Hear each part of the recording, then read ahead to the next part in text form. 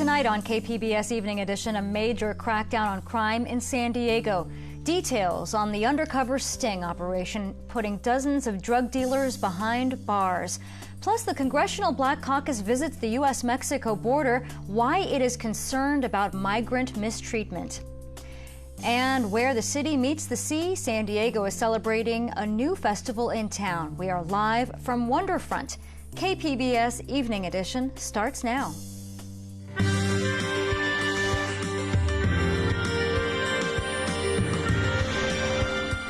Good evening. It's Friday, November 22nd. Thanks for joining us tonight. I'm Maya Trabulsi. San Diego police arrested dozens of drug dealers in the East Village as part of a months-long undercover sting operation.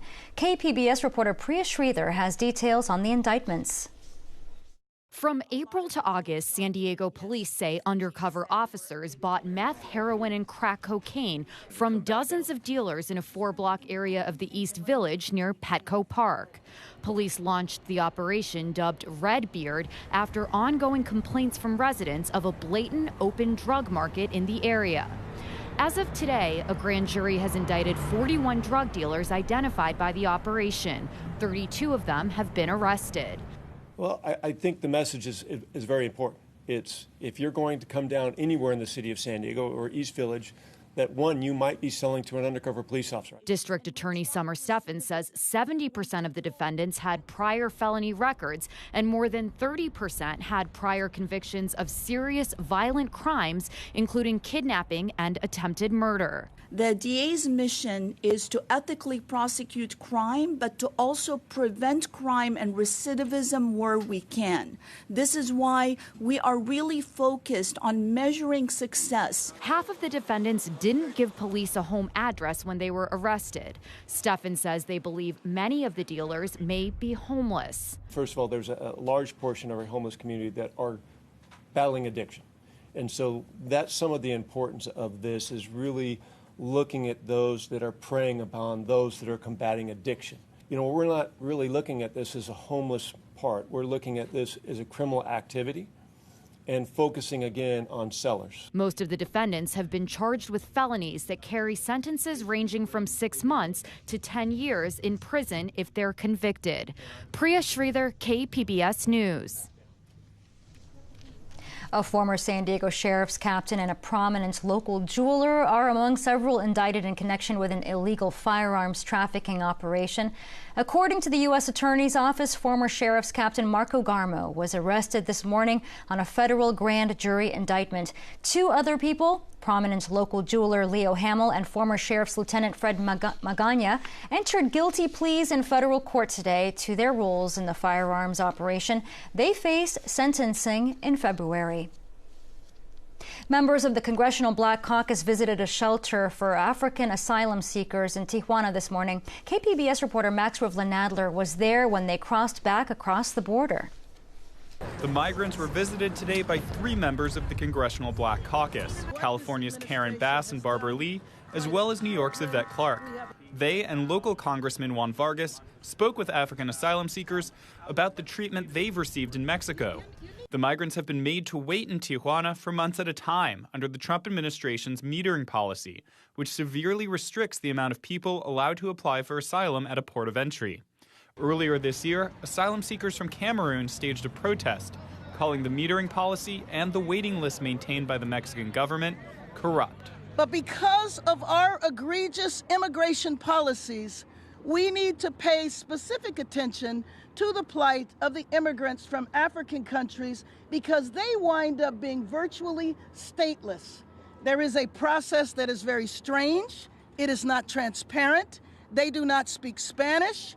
And so how they even factor themselves into the process so that they can make a plea for asylum, it's not really clear at all. Many African asylum seekers have left countries like Cameroon and Eritrea, where they face political violence.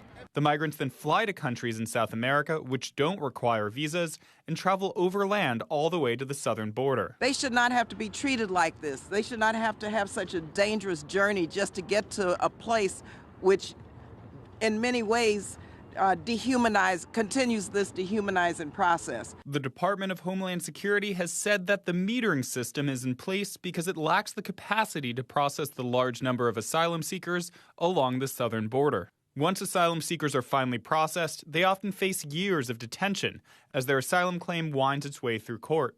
In September, a 37-year-old asylum seeker from Cameroon died while in DHS custody in Otay Mesa. After their visit to Tijuana, the representatives then held a congressional field hearing on the conditions asylum seekers face along the border.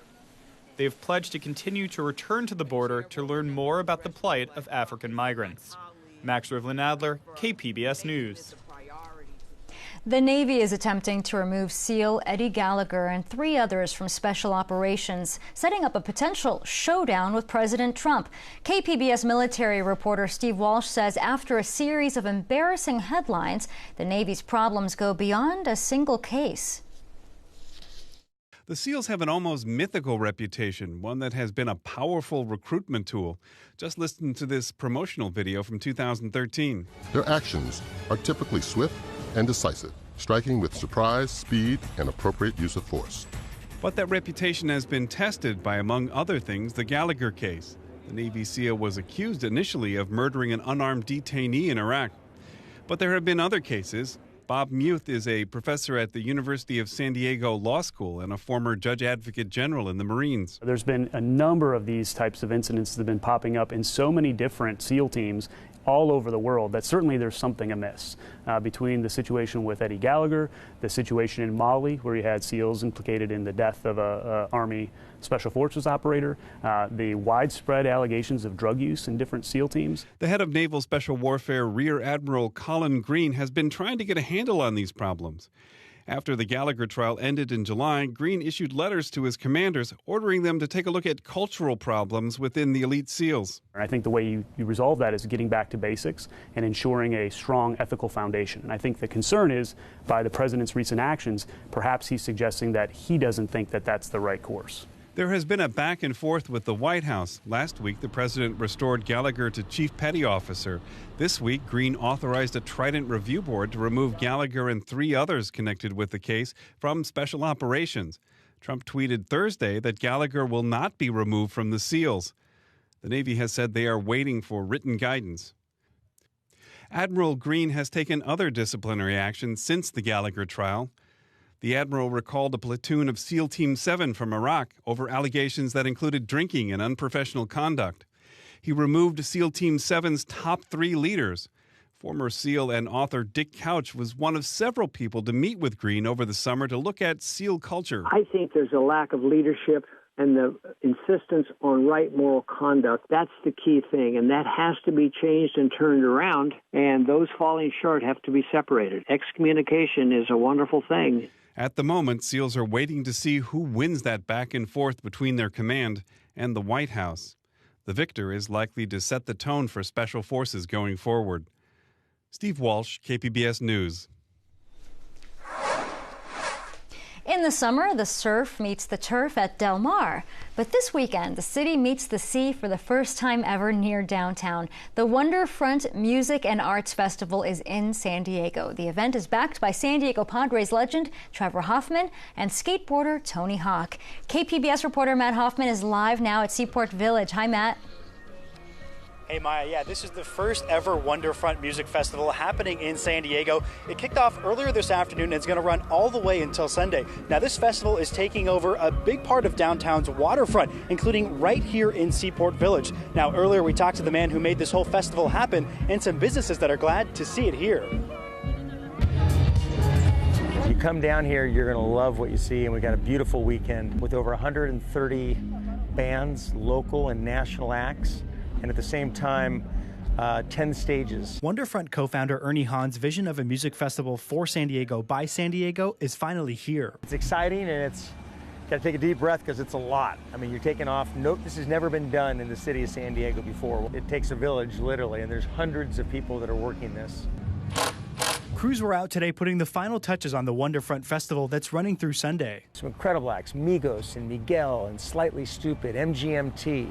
Thievery Corporation. There are concert venues stretching from the Hilton Bayfront all the way to the Broadway Pier. It's done at a time where San Diego needs the business. This is typically one of the slowest weekends of the year, the shoulder season, the weekend before Thanksgiving. When you bring tens of thousands of people to the waterfront, it's good for business. Local businesses say they're excited for the festival, too. There's going to be a lot more business. Buster's Beach House in Seaport Village has happy hour and food specials all weekend. We deal with Comic-Con and events like this every year, so we're actually really excited to have the first annual waterfront here in our village. We do wine slushies. The Port of San Diego is helping put on the event. San Pasqual Winery in Seaport Village is happy to see the festival right in its backyard. You know, the Port Commission's doing something to kind of vamp up this area.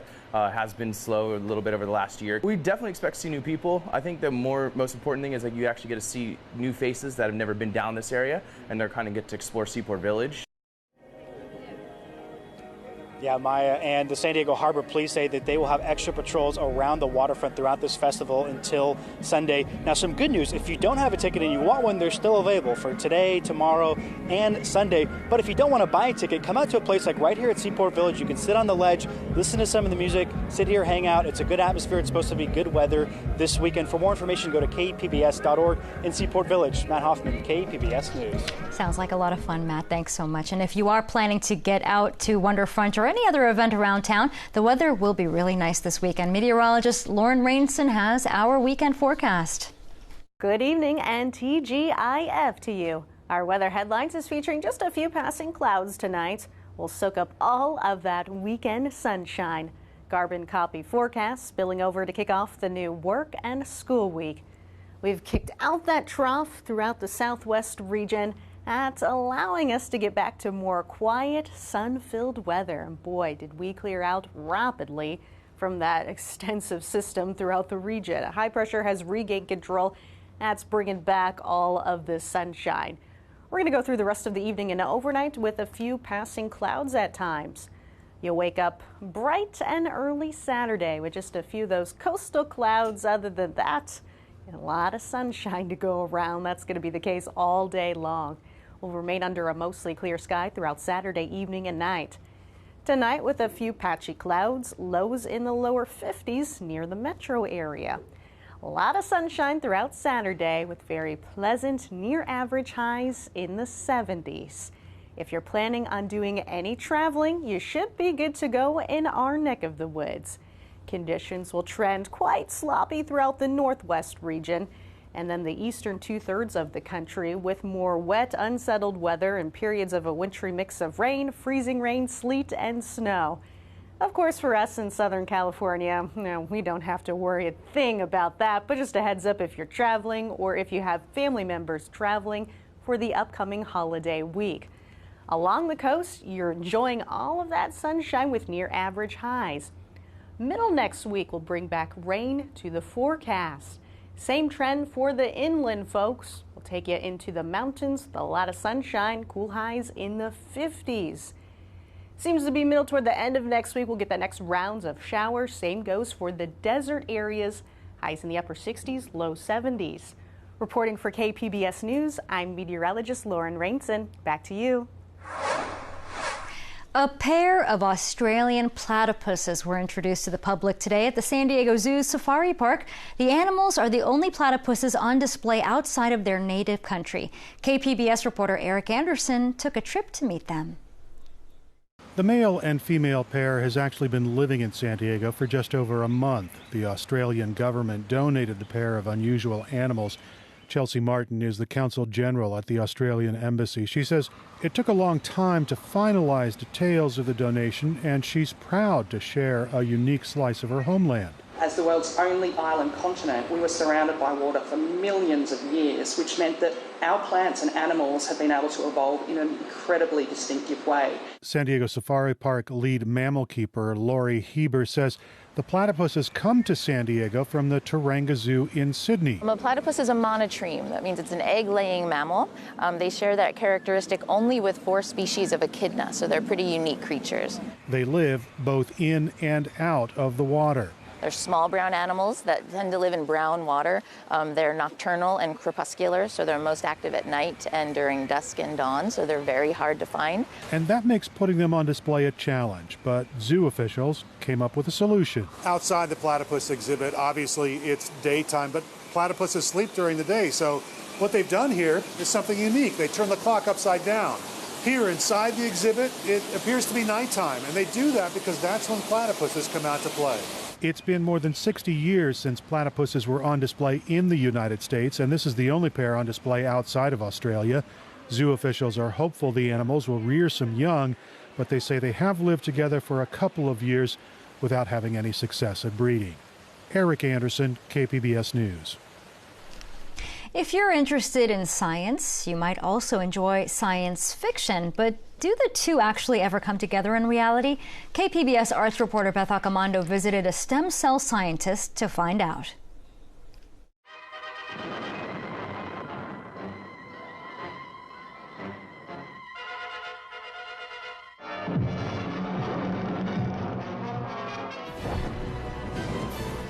Science fiction tells us brains are scary, and science can't tell us otherwise because we don't know nothing about the human brain.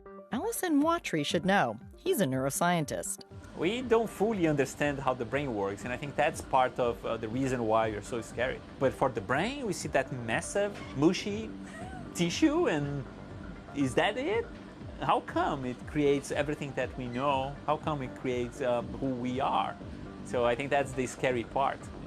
To alleviate those fears and to uncover some of the mysteries of the human brain, Watry was inspired to create mini brains in the lab. So we don't like to call them mini brains. We prefer the terms of brain organoid because we don't want to give the impression that what we have is a fully mature, organized brain dish. Okay, I stand corrected.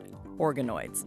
But it's experiments like these that inspire sci-fi scenarios like this. Her brain kept alive by experimental science. And then science fiction can prompt a scientist like Watry to philosophize about his own work. How do we know that we are the way we are and we are not brain organoids in a brain farm just receiving some artificial stimulus like the Matrix? Whoa. Right? I love that movie because it makes you questioning what is real, what's not. And what I think it's so funny is that there is no way for us to know that. Funny in a way that gnaws at your brain and makes you ask more questions. One of the questions Watry had as a child was about how the human brain compared to that of our primitive ancestor, the Neanderthal. I remember reading about them and get fascinated about the Neanderthals and thinking to myself, wow, I mean, one day, would I be able to talk to them? Can we bring them back from the past? So this was a perhaps naive thought for a child, but as the technology evolved, you could use some of these tools to get at least partially to those answers. Wanting to get answers inspired Watry to become a neuroscientist, and now he has state-of-the-art tools and technology at his disposal. So we are inside the tissue culture room. That's where we grow the brain organoids. And just how does one come up with the idea of growing a brain in a dish? It's funny that you asked that. I was thinking about that. And to be honest, some of the work that I'm doing now, I remember thinking about those experiments when I was a kid. There is a little bit of inspiration from science fiction as well, because the more you read, the more science fiction gets to you and incorporates into your thinking, right? And so it's no surprise that some of the experiments that we have here was inspired by an episode of Star Trek or things like that. You can see how Star Trek could inspire him to combine an organoid and a robot. The robot is using the brain organoids to coordinate the four legs. So by having the robot exploring the environment, we are continuously stimulating these organoids. And our hope is that as we do that more often, the organoids will mature because now they're receiving some kind of input information. That seems like the stuff of science fiction, which raises a familiar sci-fi moral dilemma. Can you take an experiment too far? How far is too far for these organoids? Will they ever reach a level of acquiring consciousness or self-aware, or can they suffer or feel pain? So these are good questions, and right now we have no evidence that is the case. But it is a possibility that in the future, as we mature and we improve the model, that they might acquire those things. And if they do, we have to agree on what is the level of consciousness that they have. And probably we need to give them what we call a moral status. What is the moral status of these organoids? Those are big questions to wrestle with. As I leave Mwatri's office, he shows me one last item, a photo revealing ancient viruses in brain cells, which prompts the question, what are these ancient viruses doing in our brains? That's a question both science and science fiction can have fun tackling. Meanwhile, let that virus infect your brain and see what results. Beth Accomando, KPBS News.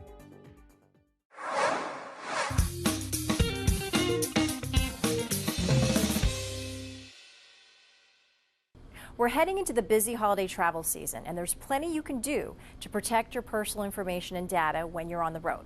Consumer Reports recently listed some of the steps travelers can take to boost their cyber safety. Now, for one, don't overlook your boarding pass. A simple smartphone barcode reader can give a hacker access to personal information, even frequent flyer numbers, and that stolen information can be used to log on to an account and grab your frequent flyer miles. And travel experts recommend you keep an eye on those rewards accounts, just like you do with your credit card accounts. When on the road, avoid the charging stations at airports or hotels. It's a rare scam, but some hackers will leave a charging cable loaded with malware that will infect your device if you use it. And if you're worried about using your debit or credit card in some locations, consider using an app such as Apple, Google, or Samsung Pay. Those services don't transmit your credit card number. Instead, they give the vendor a random token, and that token is worthless to any hacker who may grab it.